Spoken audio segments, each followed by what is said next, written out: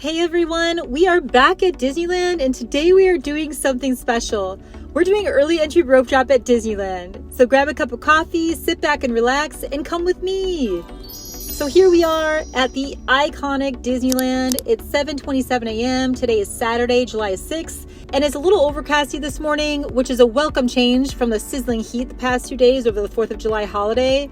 So I'm staying on property. I'm staying on Disney property, which means I'm staying at one of the 3 Disney hotels at Disneyland Resort.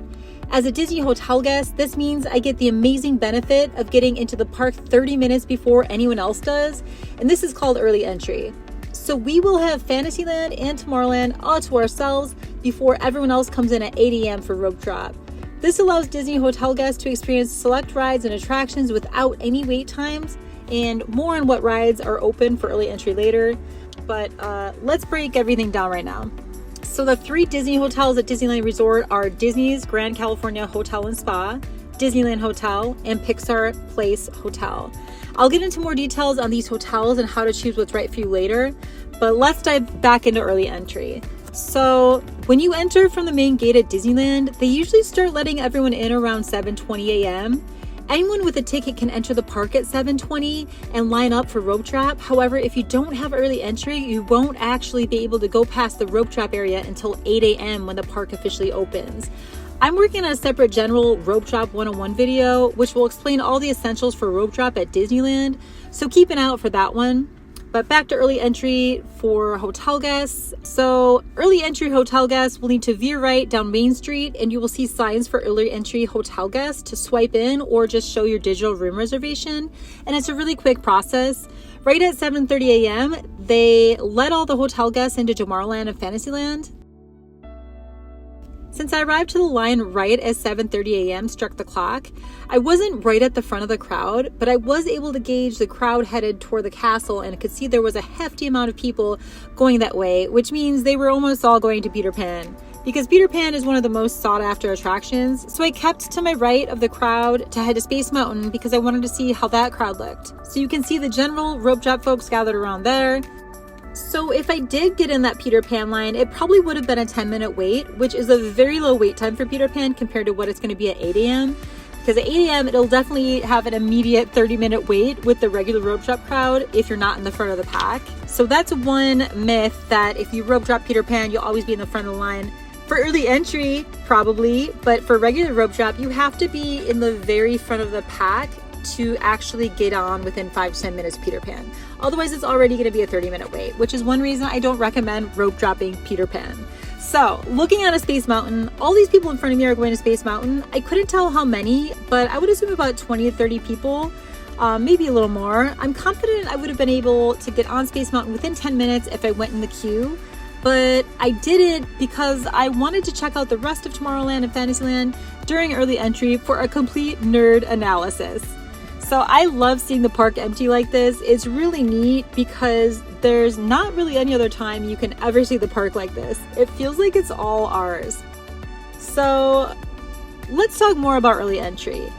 Each day, either Disneyland Park or Disney California Adventure Park will open 30 minutes early for hotel guests. For Disneyland, it's Tuesdays, Thursdays, and Saturdays.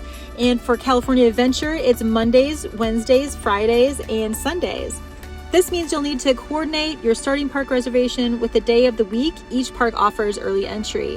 So if you have 1 park per day tickets, just schedule that park for that day. And if you have a park hopper, make sure your starting park is at the right early entry park.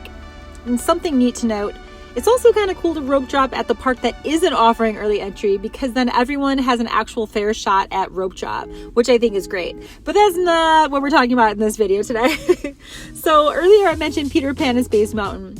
They're the 2 most sought after attractions in early entry rope drop. And here's a list of the current rides that are open in early entry. It's Alice in Wonderland, Astro Orbiter, Buzz Lightyear, Disneyland Monorail, which is not really a ride, but okay, but it's open. Dumbo, the Carousel, Mad Tea Party, Mr. Toad's Wild Ride, Peter Pan's Flight, Pinocchio, Snow White, Space Mountain, and Star Tours.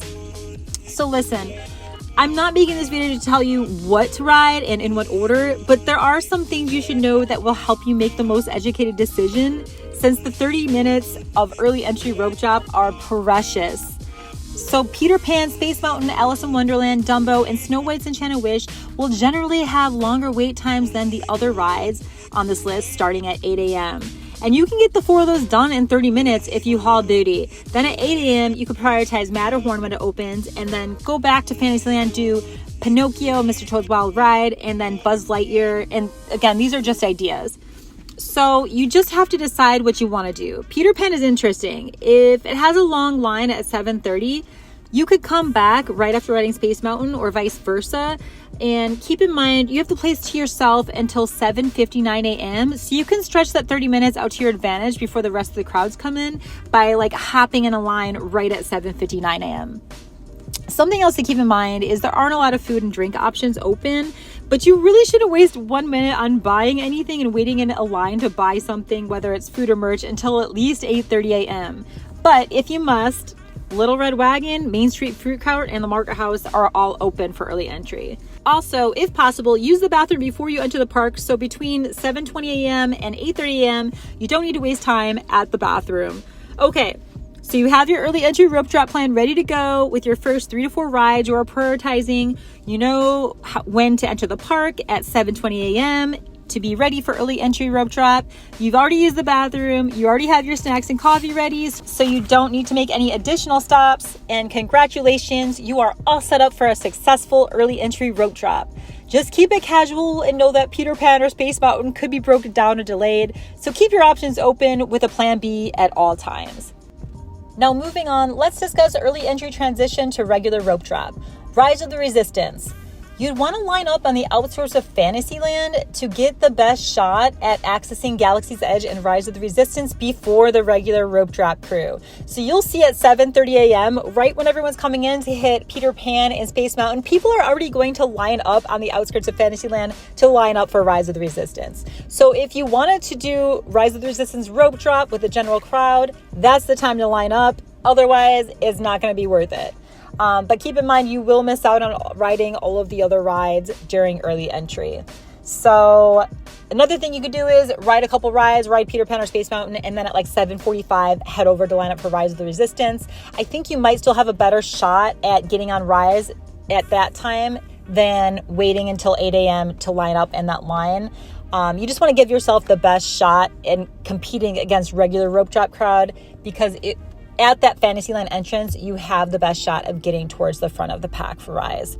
Big Thunder. You can also line up on the outskirts of Fantasyland, and instead of going to Galaxy's Edge, just make a left and head towards Big Thunder. You can also line up in the Frontierland entrance outside of the castle. Indiana Jones. You just would line up by the Adventureland entrance, and you'd kind of just be in the mix with all the regular rope droppers. So I don't see any real advantage of rope dropping Indiana Jones compared to regular rope droppers, but that's the fun of rope drop. So you can experience it with the regular rope droppers. Matterhorn, you can line up 5 to 10 minutes before 8 a.m. if you want to allocate your early entry time for that, but I don't recommend that. You don't need to. Just get everything done in the first 29 minutes, and then at 7:59 a.m., line up for Matterhorn. It will be on one of the first 5 minutes to get on Matterhorn. And Mickey and Minnie's Runaway Railway, you can line up outside of the Toontown entrance to be one of the first on the ride. You would probably want to do this at 7:45 a.m. if you really wanted to be like the first. Otherwise, just get there at like 7:59 a.m. after you did the rest of rope dropping, and you can be one of the first on Mickey and Minnie's Runaway Railway. And then rides that aren't included in early entry, but you still don't need to rush to get on them between 8 and 9 a.m. are Pirates, Haunted Mansion, but keep in mind, fall through the holidays is a little more heavy. Crowds for rope drop, Millennium Falcon, Jungle Cruise, It's a Small World, Winnie the Pooh, Autopia, Finding Nemo, The Railroad. All of these generally have walk-on times for at least the first 30-45 minutes after general rope drop, so they're rides that you don't necessarily need to prioritize right at 8 a.m. for regular rope drop. Now, let's talk hotels. Grand Californian is the closest to the parks, and it actually has its own entrance into California Adventure, which makes it super cool. The best part about Grand Cali is the distance. Your legs will thank you after a long day at the parks that you just get to go to bed so close to the parks. Trust me on this. Disneyland Hotel is a bit further. You need to walk through the entirety of downtown Disney to get to the main gates, or take the monorail, which will let you off in Tomorrowland, but it is a bit of a hike. And then Pixar Place is across the street from DCA. It's closer to Disneyland than the Disneyland Hotel is, and it has its own pseudo entrance into DCA. So I would say Grand California is the closest, then Pixar Place, and then Disneyland Hotel. We stayed at Disneyland Hotel this trip. I was with my husband and our 2 5-year-old twin boys, so it did feel like it was a bit of a hike each time, going back and forth between the hotel and the park, but it was also nice to get the extra steps in, to be honest. That way all the snacks and goodies we were eating didn't feel so guilty. I still feel like I was in the Disney bubble staying at the Disneyland Hotel. But not as much as staying at like the Grand Californian. It really feels like you're in that Disneyland bubble. And with that, I think that's the gist of early entry at Disneyland. Do you have any clarifying questions? Please let me know in the comments. I'd love to provide additional insight or add more details on anything I didn't already talk about. Thank you so much for joining me today. I hope to see you guys at the park soon, and I hope to see you in the comment section. Talk to you later. Bye.